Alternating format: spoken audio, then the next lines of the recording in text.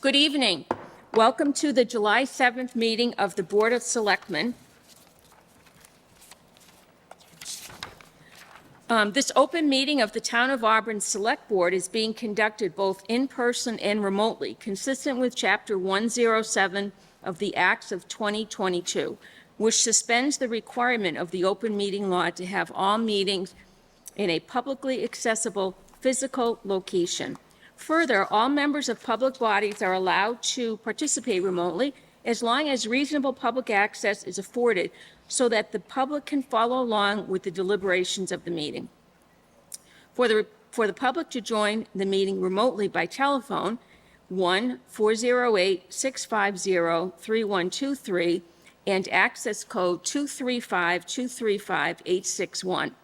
Or the public can join via computer at global.gotomeeting.com, join 235-235-861. All supporting materials that have been provided to members of this body are available on the town's website. The public is encouraged to follow along using the posted agenda.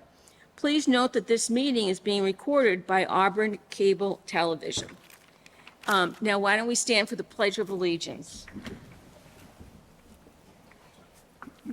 I pledge allegiance to the flag of the United States of America and to the republic for which it stands, one nation, under God, indivisible, with liberty and justice for all. Okay, our first order of business is public comments. And Brian McCracken, you have signed up? Yep, sure. Come right up to the podium, please, there. And just make sure to state your name. I'll give that to her. It's on already. My name is Brian McCracken. You can have a seat there, please.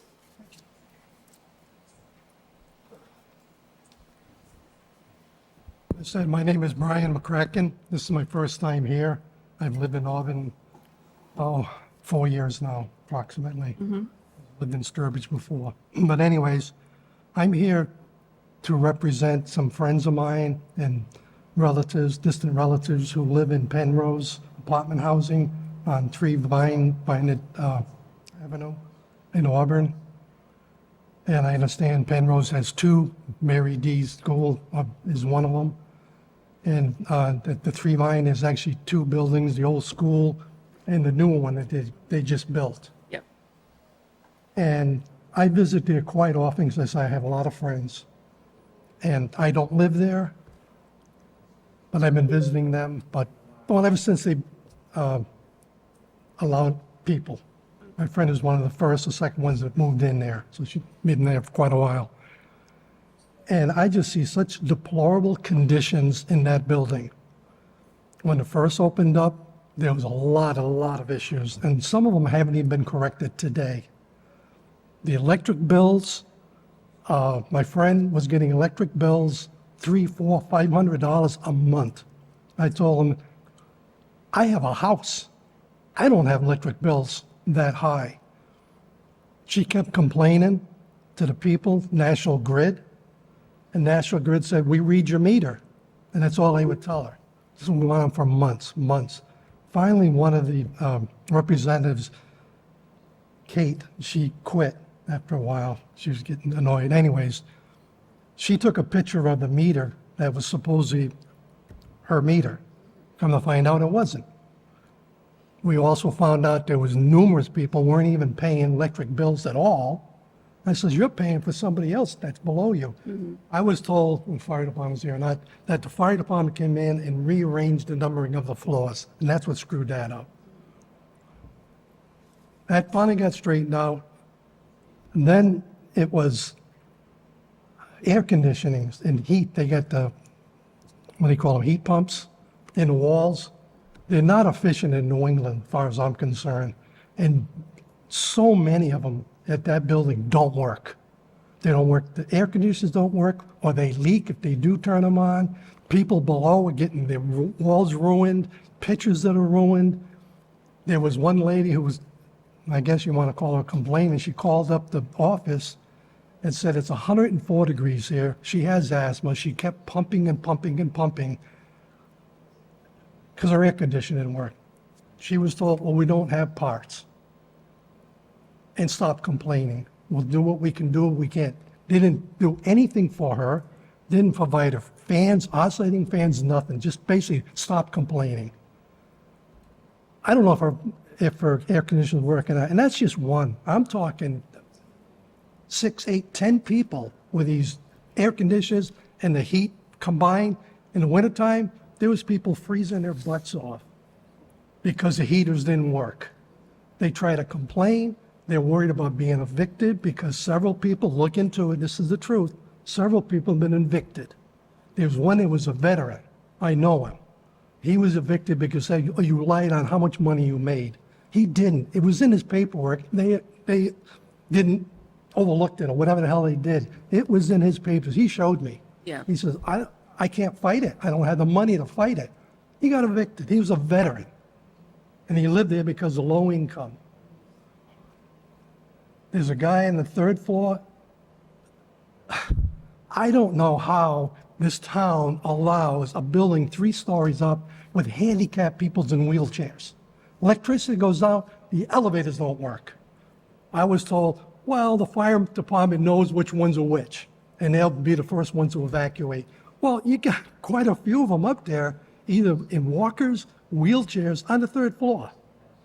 There was another room, lady, she has one hand. She has 2 hands, but only one operates. She's in a wheelchair on the 3rd floor.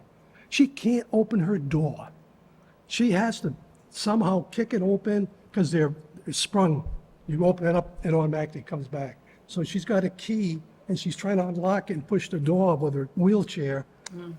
And this went on for months, trying to get out of it. She had a hell of a time getting out of her apartment. Again, fire or something like that, she's not getting out.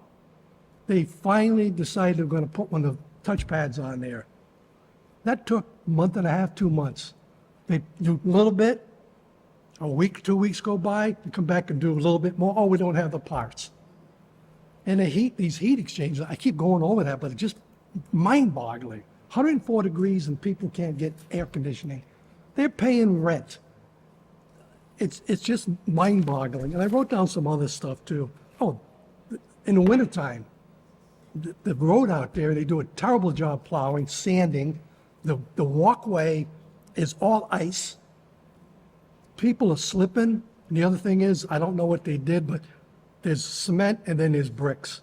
Right where the two meet, in the winter, it raises up about 2 or 3 inches. Again, you got wheelchairs. Yeah. People who are in walkers can trip. They don't care. They don't put up cones. They don't put any notifications other than freeze warnings. What the hell does that mean? Yeah, it's cold outside. You got freeze warnings. Management in there, they're not there half of the time. And I think if I heard right, again, this could be rumors, that the town of Auburn or maybe the state provides some funding to Penrose. I don't know. But to maintain the buildings, they get some money. Half the time they're not there. 3/4 of the time not there because they're understaffed. They've had 9 different maintenance men that quit. They work, several of them work 2 days, quit. Something's going wrong there. Either is it the management, and I tell you, the director or head manager, whoever his name is, Robert, I can't remember his last name. I met with him. First time he came in as the director, he had a big meeting and he said, we're going to fix all these problems. Please list all your grievances and problems. They did. They all signed this sheet. And Robert said, we're going to get them fixed, I promise you. 3 weeks later, we had another meeting. I said, I attended the meeting. I said, Robert, what's been done? We don't know. There's no communication. Nothing. We don't know. Did you fix it? Did you fix that? And it was individual rooms that people were complaining about. I can't open my window.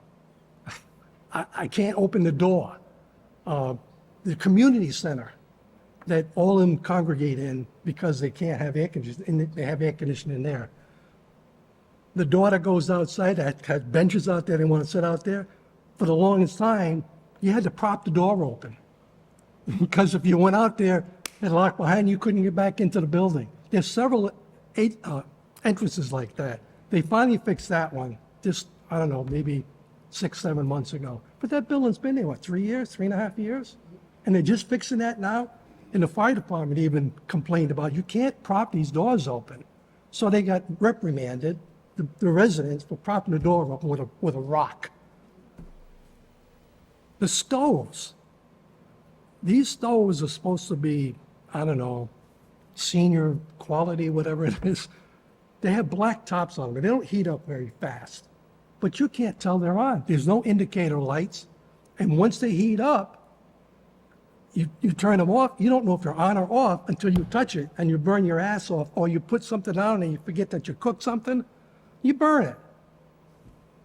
Now, to me, again, I was a fireman for 13, 15 years.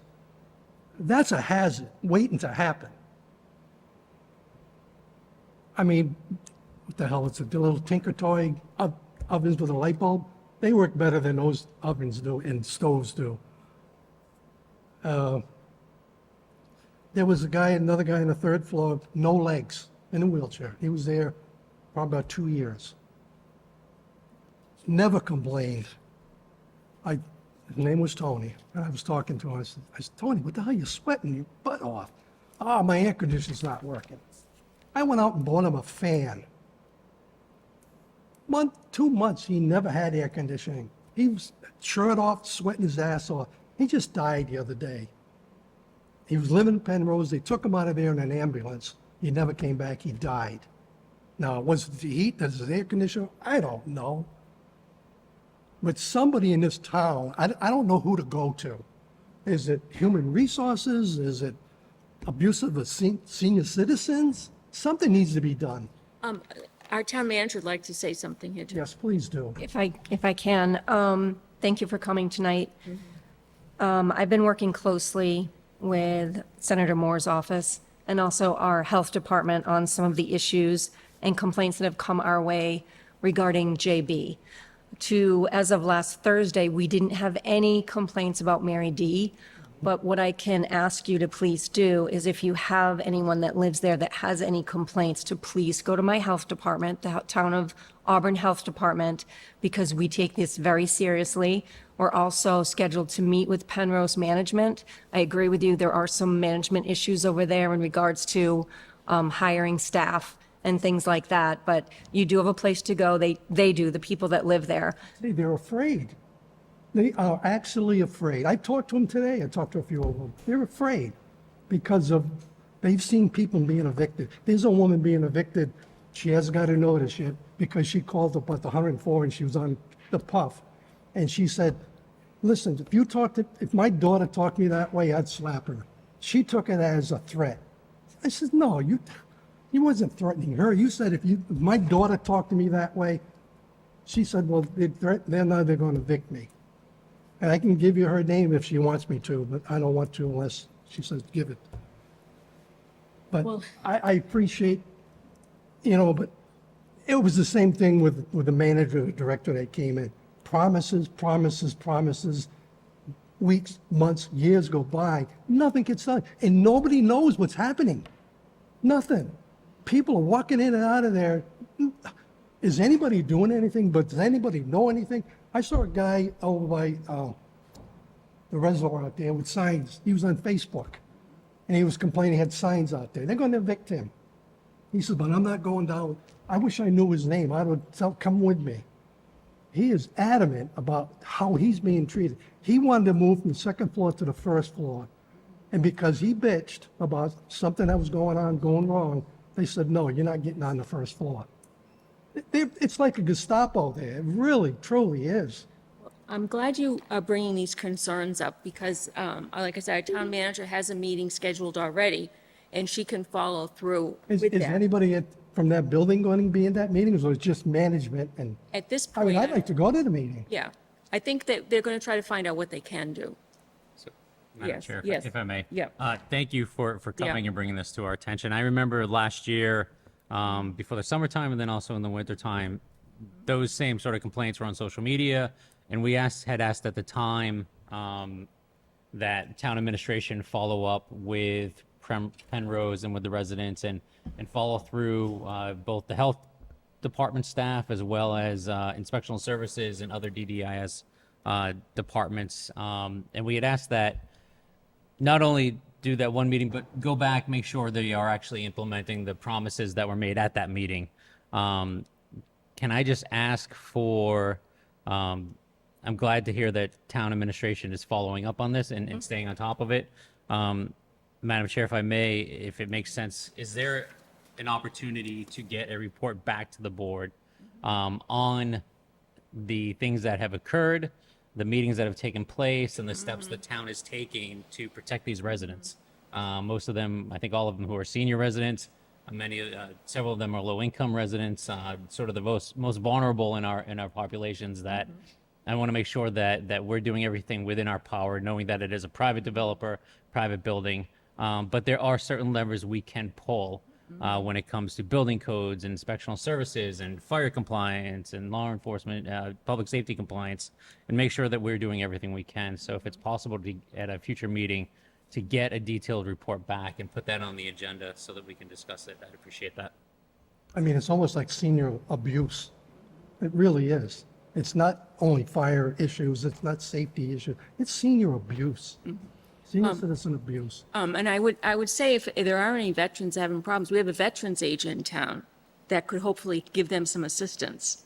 I'm sorry, what is We it? have a veterans agent, That's- a veterans agent. Okay, and the health department is here to talk to you when you leave. When you're done. A representative is here tonight. But this report that you're going to generate somehow will the residents get to see it, know what's going on? Because they've had these complaints and issues for years. Yep. Nobody knows. If I can, we work very closely with the residents. In the past few weeks, we've worked very closely with them. We've followed up on their complaints. We've worked with Penrose. The majority of the issues that came to our attention were resolved. It sounds like there's a lot more that isn't getting to us. So it's important that those do get to us. Even if it's anonymous, at least if we know if there's a unit number or if there's something that we can look into to try to improve the living situation. Staff here in the health department go out same day, especially in situations where it's heat or air conditioning. It's very, very important. I'll own myself as a spokesperson for them. If they're afraid to report, I'll do a report myself of what's going on and submit it. Or if you have a meeting, I'd be glad to go to the meeting and sit there. I'm not a volatile guy. I've been in the engineering business for 41 years, so I know how to conduct myself. I'm just very frustrated because I see what's going on, and it's just not right. I'm a veteran, I'm a senior citizen, and I just hate to see what's going on, that I see going on, and it's all about money. It's greed and money. Penrose is making a lot of money. You screw up, you're out of here, we'll get somebody else in. Yeah, I just wanted to, Ms. McCracken, I think, the best thing right now, the next step is in the back of our room, our staff from our health department is actually here as a result of your speaking and the town manager asking them to come in. So probably the best thing is for you to share with them more details so that they can get that extra information that they might not be privy to. So for that meeting, they now have that information and they can take steps right now to rectify this. Thank you. Thank for you. listening. Thank you. Thank you. Oh, yeah. Madam Chair, I'm going to make a motion that we move up item 9A, followed by item 8, C, and D. Okay. Second? All in favor? Aye. Opposed? No. All right, so we are now looking at town manager items number 8. Our board is going to vote to approve the town manager appointment of R. Scott Mills to police chief starting July 15th, 2025. Come on. Thank you. I am pleased to say, and actually to ask the board to approve my appointment of Scott Mills for police chief starting July 15th, 2025. The deputy chief has participated in an assessment center that was offered last year through a process that would allow all the lieutenants in the department and the deputy chief to participate in which he did. And he is the top candidate and the person that is best suited for this position in my eyes. I've worked with him for the past few years and am proud to say that he is the perfect choice for the town of Auburn moving forward. I negotiated a contract with him. For your information, I know some of you wanted to see it, but more than anything else, I am seeking your approval of my appointment. Thank you. Thank you. Any questions? So, no surprise, I'm sure that I do have a couple questions. One, I want to thank you for putting Deputy Chief Mills forward. I am a strong supporter of this appointment. And some of the questions I have are more related to the fact that this is probably the first department head appointment that's come before this board, so completely unrelated to you, Deputy Chief. But you know, when I look at your experience over the last 32 years, if I have my math correctly, you are vastly overqualified for this position, in my opinion. You have experience in every single aspect of law enforcement, from patrol to overseeing administrative to social media, overseeing the social media. So it's a very wide and deep level of experience that very impressive. I don't like to play the gotcha game. When there's questions that I'm gonna ask, I let people know ahead of time, and I'd let the deputy chief know about these two questions that I had. With respect to sort of his approach that he'll implement as chief, assuming we all vote to approve. And the first one is, can you speak to your understanding and commitment to state law when it comes to interactions in support of ICE and other federal law enforcement, immigration enforcement operations by local law enforcement? And the reason why I ask this question is because obviously this is a hot button topic throughout the state right now, and particularly in central Massachusetts. And given your experience managing the social media for the Auburn PD, I'm sure you see posts online of concerns about that residents have with respect to local law enforcement. So if you can just speak to that, that'd be great. Absolutely. I appreciate the time from the board. Clearly appreciate what, the town manager with the appointment. And as you said, it is a topical situation or a topical thing. As it applies to immigration enforcement on the state level, for municipal police officers, there's clear guidance that we've received from the Mass Chiefs, and we've shared that with all of our officers. In that there's a case, I believe it's Commonwealth versus Lunn. So most of those immigration situations they're civil detainers, and we're not allowed by state law. We don't have the authority to get involved in any kind of civil or service of civil process. The only exception would be if there was a signed federal warrant, and it would be no different dealing with ICE than it would be with the DEA, ATF, FBI. If they have a signed criminal warrant, usually that would presuppose some sort of trafficking or some sort of larger criminal offense that would generate that warrant. But the only thing we would do as it applies to any ICE detainer or anything like that is, we wouldn't hinder them by any stretch, but by the same token, we would make sure that one of our main responsibilities is to keep the peace and maintain the peace. So we would make sure that they were safe, and if a disturbance resulted as a result of their, action in this civil detainer situation, then we would do everything we could to restore the peace. And again, I know there was an incident in the city of Worcester, not far over the line from the town line, and that was a situation more where people that got involved, there were other things at play, but essentially it was a disturbing the peace situation, and then it turned into assaults on police officers. So now you're dealing with a whole different level of criminality, or a state level criminal charge. So, but the short answer is we would not get involved in civil detainers, and we're not authorized to do so under state law anyways. Perfect, thank you.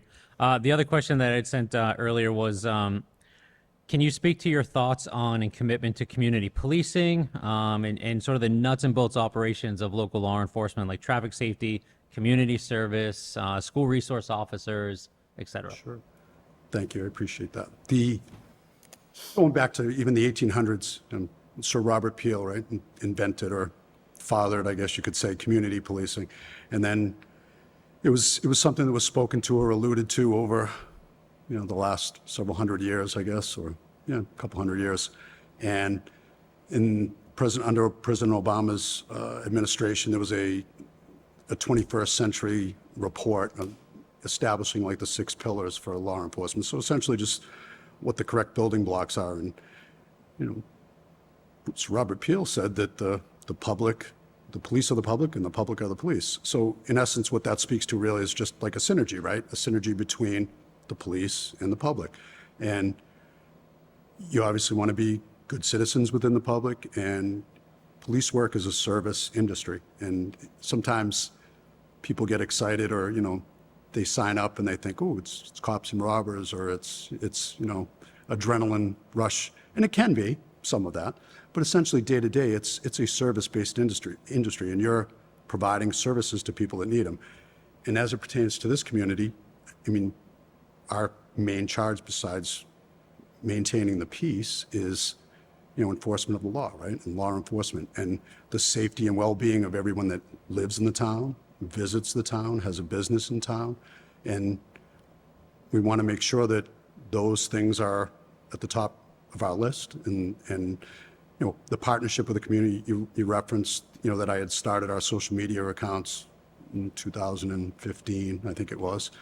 And I've now turned it over to 2 lieutenants, and they do a much better job than I ever envisioned. And it's actually at the point where I kind of hoped it would get to. But that's important, those community interactions, and knowing what's on the community's, you know, list of important items. And you mentioned, you know, traffic enforcement or school safety.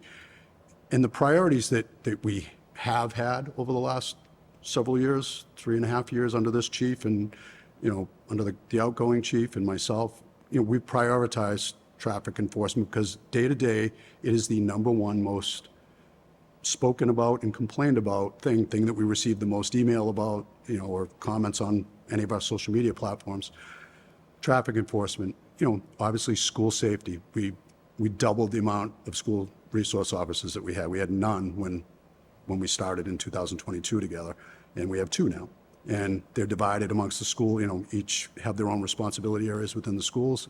And, you know, there's no, in my opinion, there's no better commitment that you can make to the community than, you know, not only are you reinforcing those relationships, or, you know, hopefully exposing younger people to police work, and you know, showing that we're just regular people, and it's good to have those you know, those interactions. And in my opinion, the SROs do an excellent job of that, and the relationship we have with the school administration, whether it's Dr. Chamberlain, and I anticipate with the new superintendent, you know, we'll do the same and do outreach and make sure that we're, you know, improving that relationship as much as we possibly can. But, you know, I believe at one point, you know, the chief had said that, you know, protecting your most valuable resources. I mean, it's everyone's responsibility to make sure our kids are safe in schools, and it falls on all the patrol officers and the sergeants and lieutenants, and we make sure that that's a priority, and we, you know, we make sure the buses are safe.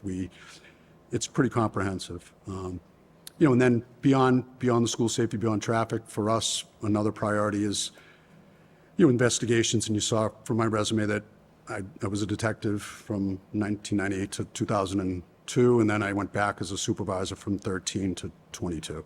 And, you know, and we hope that you're not, because we, hopefully with the way patrol is allocated and the way that the guys are out, the officers are out working, you know, we hope no one's victimized. You know, I would love to have a crime-free community, if at all possible. I don't know how realistic that is, but if that, you know, if that was attainable, then absolutely, that's what we're striving for, right?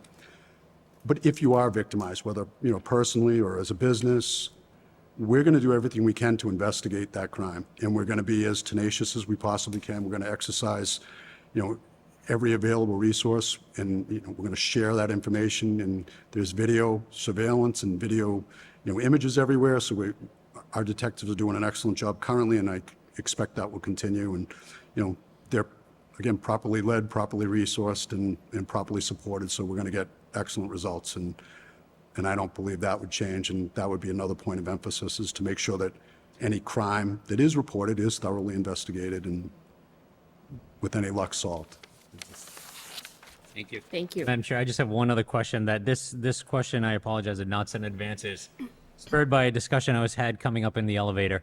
One of the great things I think that Chief Lemon did was put in a succession plan and make sure that the next level of leadership was well trained to move up in the ranks. And can you speak to the approach you'll have as chief, that not just for the lieutenants, but also sergeants, but also for the rank and file officers, to make sure that they have opportunities for training, for career development, but also well equipped to be safe and keep the public safe, but also set them up for success, whether it's in Auburn or another community, for future career growth?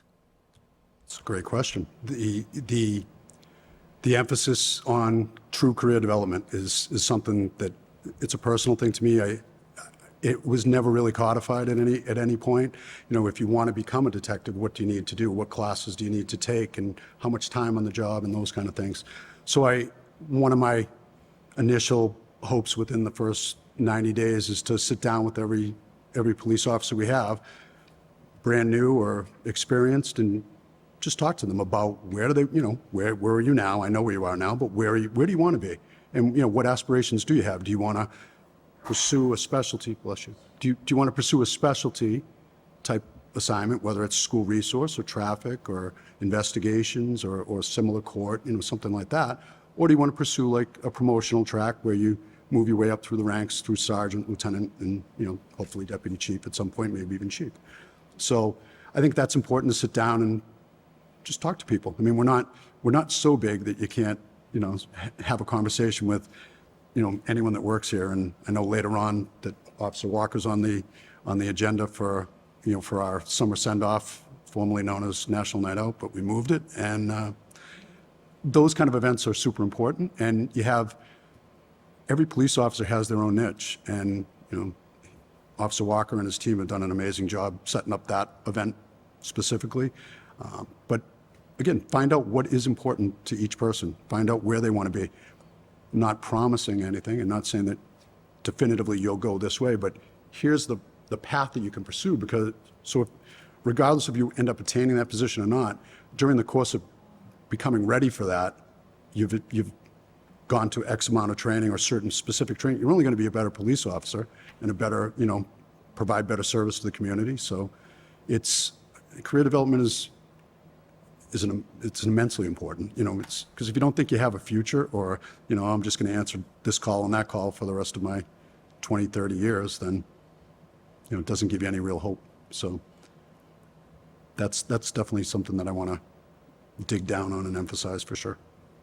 Thank you very much for those great answers, and certainly solidified my deep support for you as the next chief. Sir. Anyone else? So not really a question. I know we've had some conversations, and we're fortunate enough that you're in the community, and your resume, if you were outside, would be someone I think this board would take a real good look at. So we're happy that you're here. Hopefully the board will vote in favor, but I think your last question kind of answered it. We really want to make sure that growth continues, and we are supporting the officers and the rest of the staff that you have here.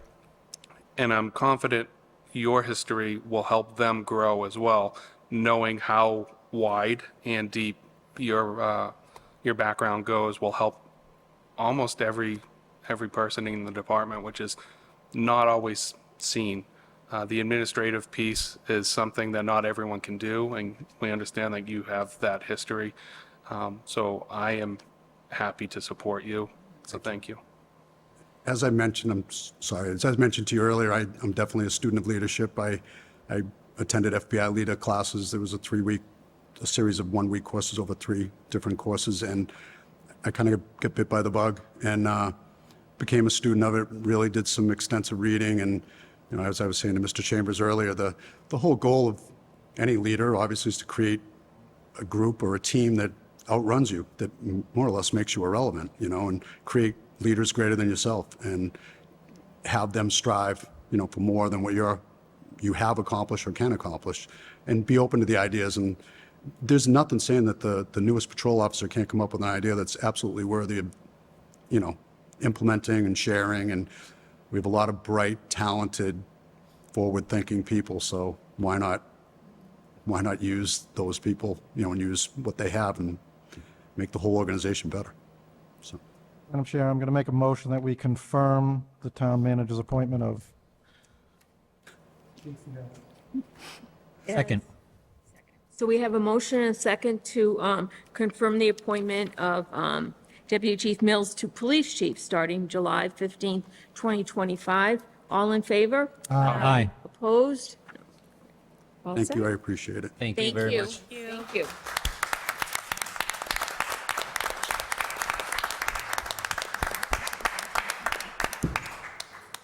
Congratulations. Thank you. Thank you.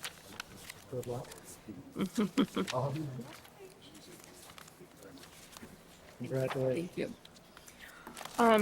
The next item on our agenda is item 8C. This is the board vote on the outdoor entertainment license for Auburn Police Association Summer Send-Off Event. I hear Officer Walker is here. Come on up.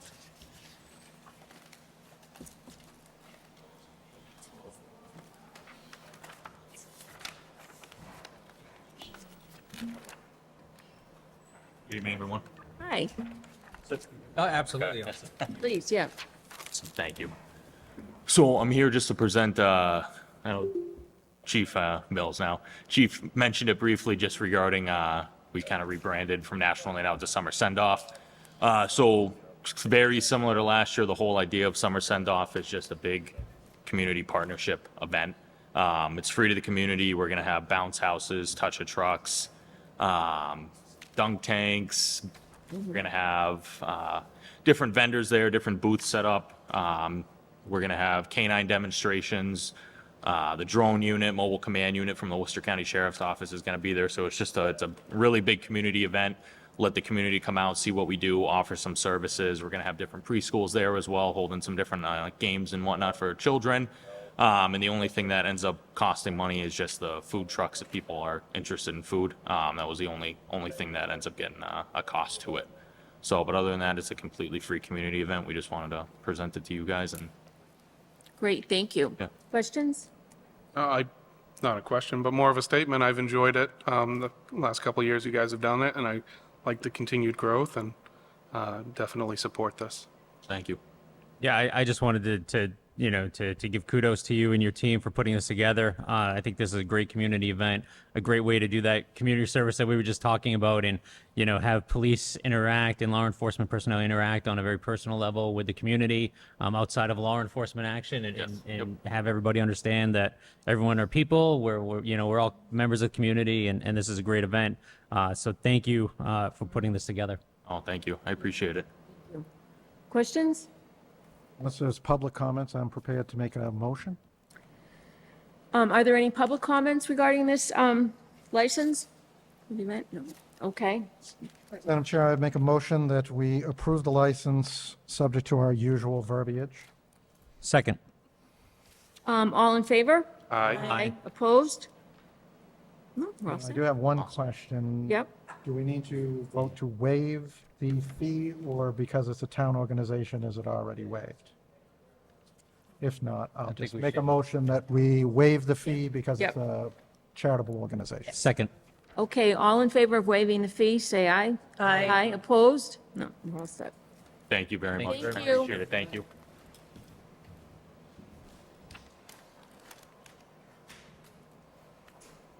Okay, next on our agenda is item 8D. The board is going to vote on an outdoor entertainment license for Impact Fitness Summer Block Party. Is there someone here from Impact Fitness? Great, come on up, please.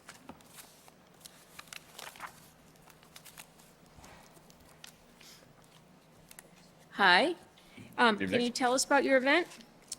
Yes, so we're going to be hosting a community event, completely free for all the vendors there, members there, and guests. It's just like a summer event to kind of kick off summer, to help embrace and talk about fitness and other local companies in Auburn or the fitness industry to kind of come together and just have like a fun family event. People come get to communities to outreach together. We have a couple of food vendors that are going to be there. That's free for all the guests and members. We have like some fitness competitions. We have like the Marines coming down. We have a couple of local companies from Auburn, some realtors, people that do like a lot of beauty and makeup. as well too, with some supplement companies that'll be there just kind of showcasing off their products and talking about like health and wellness, the importance of it. We'll have stuff for we have like a childcare inside our facility as well too, so we'll have open free day for parents to come and drop their kids off while they're at the event, just so they get experience of what fitness is and health and important, and just a little fun summer barbecue. All right, thank you. What date is the event and the time? July 12th. July 12th, So it's coming soon. It's going to go from 10 a.m. to about 4 p.m. 10 to 4. Thank you. Any questions? Could you explain where the people will be parking? I know parking in that business is a challenge. It's a little bit challenging. It's a good problem to have, but it's a little challenging. So yes, so we did a event earlier on, pretty similar, where we kind of closed off our lower lot and then used the Auburn PD with the police officer to help people who would kind of park across the street. Usually the businesses across the street aren't open on the weekend, so sometimes people park there. Even evening time overflows, but on the weekends they'll park there, and there'll be a police officer on the Millbury Street to help them cross. Upper parking lot will still remain open, and so will our side lot still remain open as well too. Thank you. Thank you. Any other questions? Just a comment. I just again want to thank you, similar to the previous event, for running this great community event. It's an opportunity, I think, to showcase local businesses, and local organizations. So thank you for organizing this. Awesome. Thank you. Great, thank Can't you. go wrong with the Marines. West Clover's Army, but that's okay. I brought crayons. But you bring it in the Marines, so you learned. All right. Do I hear a motion? We need to ask if there's any public comment. Oh, are there any public comments regarding this event? Or this approval? No? Okay. Being none, I'll make a motion that we approve the license subject to our usual verbiage. Second. Okay, all in favor? Aye. Opposed? No. We're all set. Thank you very much. I also brought the receipts for the certified mail. Thank you. You guys have a Thank you great very much. evening. Have a good night. Was that Andrew Lawton? Was that him? I'm not sure who it is. I'll find out later. All right, back to our agenda. So we moved some few things up. Let's go back to the top of it. Any community organizations, we have nothing under that item. Presentations and public hearings, no. Departmental items, none. Communications, none. So let's go to select board general items. Gift acceptances. We've received a gift of $10. The fire department has received a gift of $10 from Richard Casey. I'm sure I'd make a motion that we accept this donation with gratitude. Second. Okay, all in favor? Aye. Opposed? All right. Now we're going to look at item 8E, which is a board vote on gas registration changes for 888 Southbridge Street. I'm sure I'll make a motion that we approve the change as outlined by the town clerk's email. Second.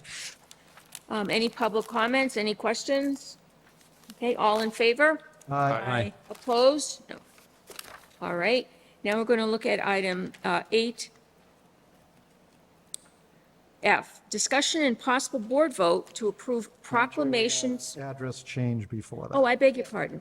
All right, so under 8E, we approve the name change, and there's a request to approve their, change their address to 500 Turnpike Street in Canton, 02021.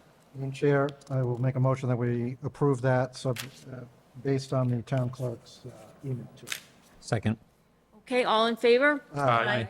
Opposed? All right, that's passed. Now we're looking at discussion and possible board vote to approve proclamations for the Town of Auburn retirees.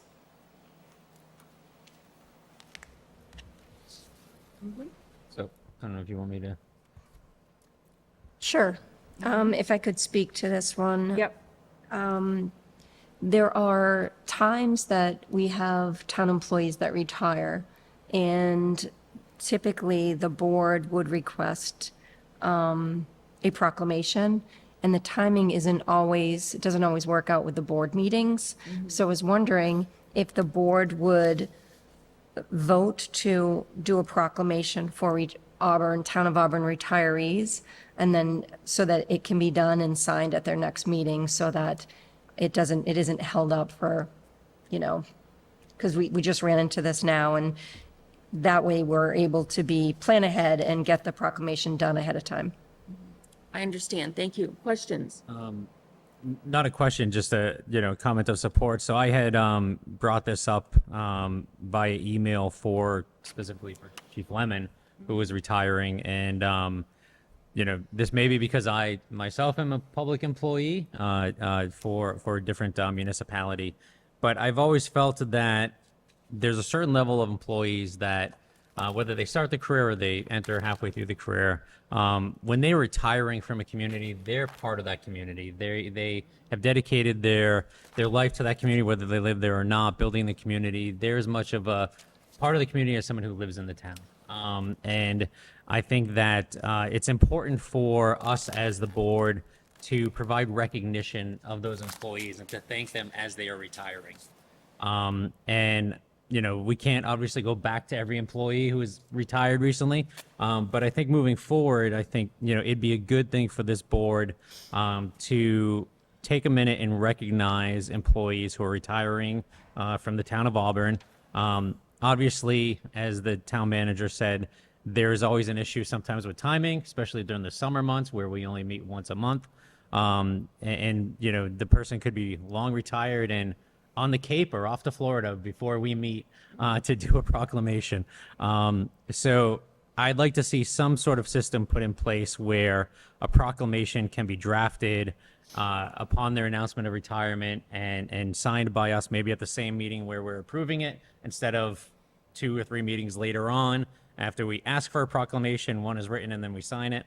And that would allow the town manager or somebody from the board to be invited to present at the retirement party for that employee. And I'm not talking about any time an employee leaves. I'm talking specifically when an employee retires from the town. Thank you. We specifically have a policy around these things, so that would need to be amended. I certainly don't have an issue with it. I will say that there have been times where employees have retired and they have specifically asked not to be recognized. So whatever we do, I think we have to ask first, does the employee want recognition, whether it's at a meeting here or to be called up at an event? Some people don't enjoy that, don't want that, so I would happily say if you want to propose some language to amend how we issue proclamations, I'm happy to look at it and vote on it at an appropriate time. Right now, we have one proclamation for the Chief Lemon, which I am happy to motion that we issue a proclamation to Chief Lemon. Happy to do that. Since that's a motion, I'll happily second it. And I'm more than happy to work with the town manager on language for our August meeting, or actually for whatever meeting the chair wants to bring it forward, to look at redoing that policy to make this possible. So we have a motion and a second to approve the proclamation for Chief Lemon, who is retiring very soon. All in favor? Aye. Opposed? And Todd, you'll work with Dory on that language for the proclamation. Okay, thank you. All right, looking back at our agenda, our next item is item G, discussion regarding town manager goals and objectives. I certainly have several, but I whittled it down to one. One with many prongs, I guess I'll call it. So when Mrs. Jacobson was town manager, we had a Citizens Academy, which anybody 18 or above could sign up for, and they could learn about the town. It was very well attended, and most applicants that I heard from, or most students, I took it as a board member and went through it and found I learned a lot from it too. So I'd like to see that restarted with a slight caveat, which is I would like to see us try to build in some sort of academy voluntary for students who would obviously sign up and attend a certain number of classes or lectures. I think that would be beneficial, seems that this was always geared because you do go to the town buildings and there are equipment there that younger people shouldn't be around. Some of us my age shouldn't be around either, but the law says if you're under 18, you shouldn't be. So obviously it would have to be modified. And I know we have a new superintendent coming on board within 12 months, so I understand that that can complicate this, but I would like to see us, or the town manager, work on that, if that's something that the board would agree to set as a goal. Thank you. Next. Yeah, I don't know how to necessarily put it into words, but I know during the interview process, there was a lot talked about planning and business development and growth in there. So certainly want to have a plan of action by the end of the year. Obviously, it won't be fully implemented. And I think with that comes discussion around how the planning organization will be reorganized or developed. And I don't want to, I say reorganized, but I'm not saying that has to be the decision, but the appropriate positions are filled and the growth and plan is defined, I guess, by the end of the year. So I'd like to see something on that. The other thing, and I'm not sure if there's unintended consequences with this ask, but I'd like to be able to see what our obligated spend is and what our quote-unquote discretionary spend is. I know we always hear it's very little. I just want to be able to have that conversation when people say that we spend too much. We are obligated to spend in certain areas, and I just want to make sure that any discussion around, we do pay a lot, but they go for services that we've asked for. So I want to be able to show like what that number is. And I don't know if it's 3%. It's always jumbled in there, but there isn't a lot. So I'd like to have some sort of format where we can say this is really all we can affect at this point, short of changing union contracts, stopping spending in certain areas that, again, the community is asking for. And then we can have deeper discussions about should we continue to fund certain things going forward. So I'd like something in there, but again, I don't know if there's unintended consequences in there. I know a lot of times we have some money set aside for negotiations that we don't necessarily want to call out. Right. Thank you. I understand. Well, that's something that can be looked at and worked on. Anyone else? Yes, Todd. Oh, no, it's good to know, Sarah. Oh, no, I'm good, thank you. So I have, similar to Mr. Chambers, economic development is obviously number one. Well, number one of three, but they're all actually number one, so I can't really say that. But, you know, making sure that we have a plan by the end of the year, I like that with respect to beefing up our economic development and our support of our planning and zoning regulatory boards, but also an active part by the town administration to go out, identify parcels that are primed for development, find companies or developers who are willing to develop them, to bring them in and spur that new growth, so that we can then give the relief to taxpayers that new growth brings in. So that's, you know, sort of a key thing. The other two, I think we'd have to tease out more, but sort of on a higher level. The first is, and I know I've said this for the past 2 years, transparency is a buzzword for a lot of people, but, you know, it is important to me, especially when it relates to communicating back to the residents through our website. And I know there have been some changes made and some improvements, but our website and the way we communicate with residents, whether it's through mailings or social media, I think that still is something we struggle with to do consistently across all departments. And to, you know, I'd really like to see us focus on updating our website more consistently, and making sure that the information is there for the residents for what they may need. Some of our website is updated, other portions are not. So if you go into I forget exactly what they call it, the transparency budget portal, I forget the exact name, it's all very old information. There is nothing in there that is related to FY26, FY25. And, so it's something that at some point we made a commitment that we were going to have an open budget, process where we communicate to the residents all of the spending and CIP projects, et cetera, and then it just stopped.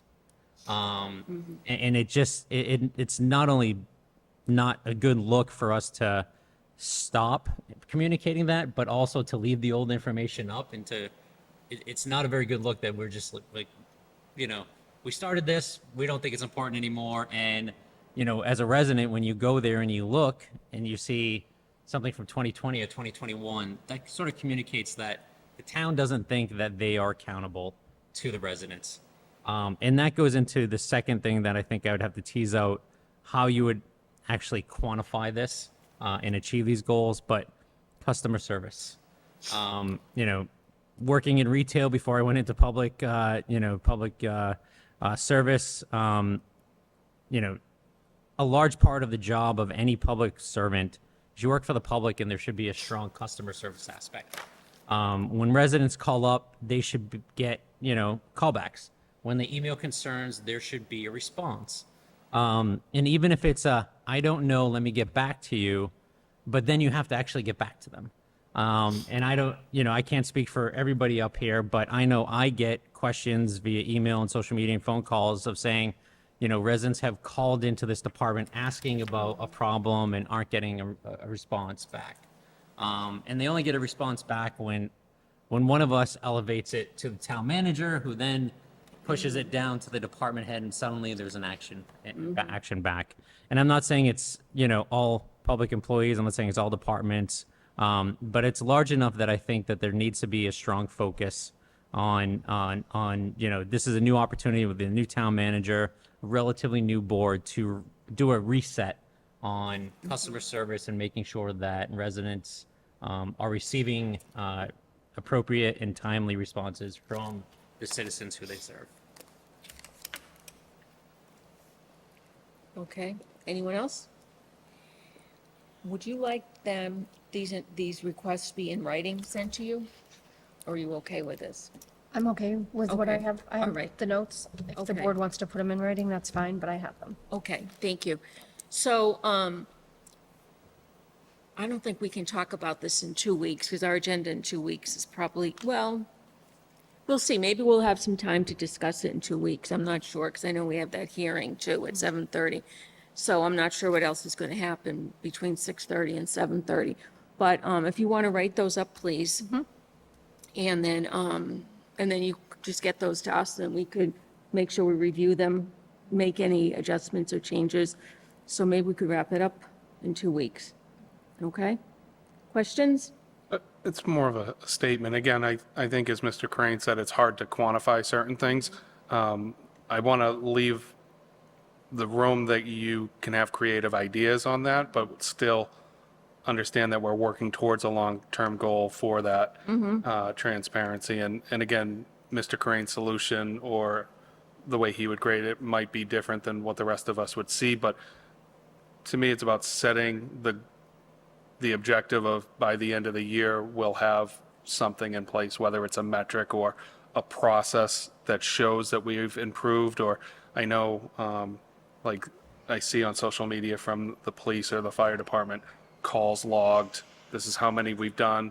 The amount of transactions, I know we've had other department heads come before us and say we've serviced 500 this. I know the DPW says they have 120 miles of road. So any type of numbers there which would help quantify it. Again, it might not be the best answer, but we're starting from scratch, and we're trying to have that accountability and transparency. And for me, in 2 weeks, I'd like to hear from the town manager what she thinks is achievable, anything that stands out for her, that she, as she's building an assistant town manager position, there are new department or division heads being named, as we know. We now have a new police chief.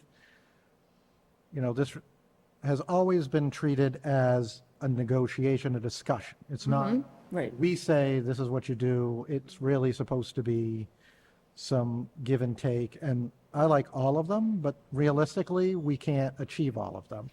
But if board members prefer certain ones over others, and then next year is a whole other year that we can, you know, flesh out ideas, see where we're at. Because again, the manager is barely taken over. So to saddle that individual with great change is kind of a difficult thing for any leader to accomplish. So I would just say we want to be very careful as to what we ask the manager to work on. But I think they're all great ideas. And I think we should pick 2 or 3. If there are some that are more involved, then maybe this year we go with 2. I mean, it's, you know, Okay. I Yes. see the town manager's face. I think she's like challenge accepted. So we'd love to hear from you in a few weeks on what is feasible and achievable. Thank you. Okay, any other questions? Oh, no, we have minutes. Does anyone have any questions or concerns about the minutes from these 3 dates? so Madam Chair, I did talk to Ms. Chamberlain Roberts earlier. There were a couple of dates that she made corrections to on the April 3rd minutes. Yep. And I'm going to ask the board's forbearance because I did not get through all 3, but the last, April 14th, if we can carry that over to the next meeting. Okay, so does anyone have any questions or concerns right now about the minutes from March 31st, 2025 and April 3rd, 2025?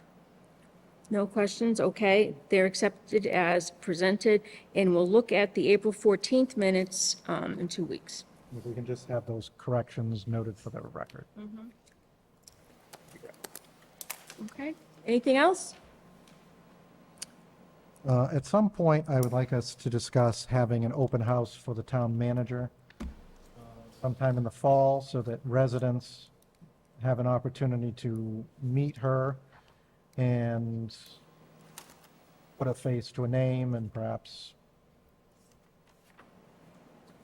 share their thoughts with her. I don't know if next meeting is the best meeting, if we can do it for August the 1st, or what, well, it's not even the first So- one in August. I would actually, I think it's better to hold off until September for that, only Yeah. because there are people who are going on vacations.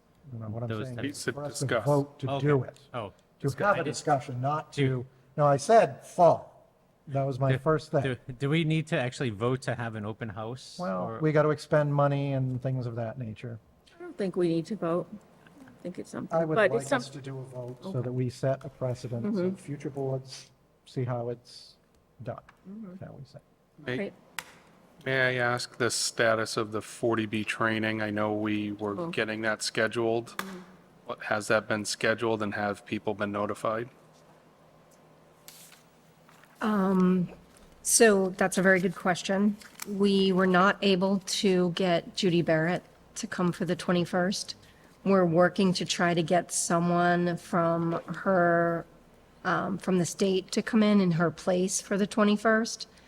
So hopefully we'll have that in place, but we are still working on it. She wasn't able to come, and it's not funded through a grant, which isn't a problem. It's only funded through the grant once it goes in front of the ZBA.